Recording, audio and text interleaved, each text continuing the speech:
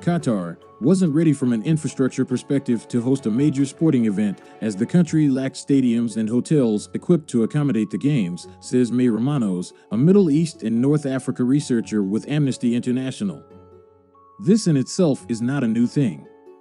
Every country that has the chance to hold a World Cup or Olympic Games does this, throwing money at infrastructure to show off their advanced economy to attract investors and companies, nevertheless tourists. The hundreds of thousands of people working on the preparation of the championship and their life-threatening and inhumane working conditions have come to light intermittently in recent years. According to Qatari communications, and this is also acknowledged by FIFA, the situation in the country has improved a lot recently. It is possible that a worker in the Far East expects better conditions than back home, even knowing these, but unfortunately he does so without knowing what he is doing and what are the consequences if he does not want to do it anymore. But was it all worth it? Not at all.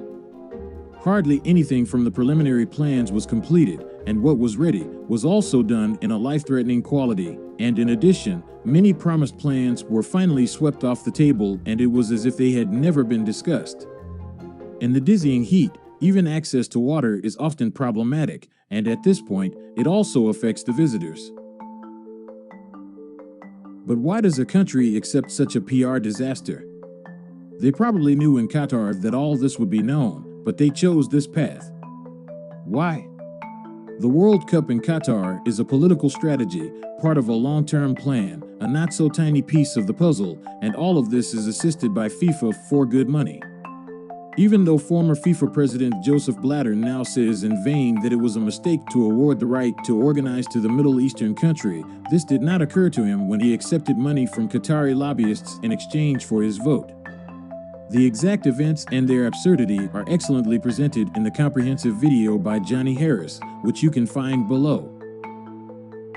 Here, Johnny explains who, where, and for how much gave up their principles and their vote. The country practically has one thing, money, but at least a staggering amount of it, and that was enough. The strategy, very briefly, was to collect as many votes as possible from the most influential people. They were not sorry to sacrifice billions of dollars for this. Long story short, it worked.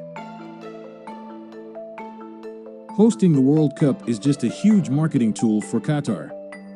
In recent times, it has become common for a wealthy individual or an organization linked to an autocracy to buy well-known sports clubs or sporting events in order to improve its image on the international stage and increase its influence. This method has gained a lot of momentum in recent years. The ownership circle of the English Football League speaks for itself, for example. Likewise, the quality of sponsors and sponsor companies and brands. Any game we look at, practically Gazprom and similar energy companies dominate the advertising surfaces, sometimes colored by a car brand from the Middle East. But why these brands? Because hundreds of millions see it at an event that is dear to them, for which they are enthusiastic fans. This is nothing but sensitization towards the brand and the country. It's a different topic, but the topic of alcohol at this year's World Cup is similar. Although beer and football are not synonymous, they are an inseparable pair. The Budweiser beer brand signed a contract as an exclusive supplier and sponsor with FIFA years ago, contributing a total of $75 million to the event and delivering $40 million worth of beer to the venue. Days before the start of the event, the Qatari leadership banned the sale of alcohol in the city. Thousands of pallets packed with beer are in a warehouse as a result of the decision, and Budweiser's parent company is already suing FIFA and Qatar. As the events are continuously unfolding, more and more problems arise. We will cover this topic as there is more to say about the scandal.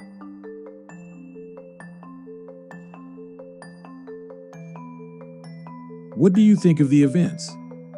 Are you sympathizing with the workers, or is it okay to make sacrifices for a greater good? Leave a comment down below and start a conversation. Also, don't forget to subscribe.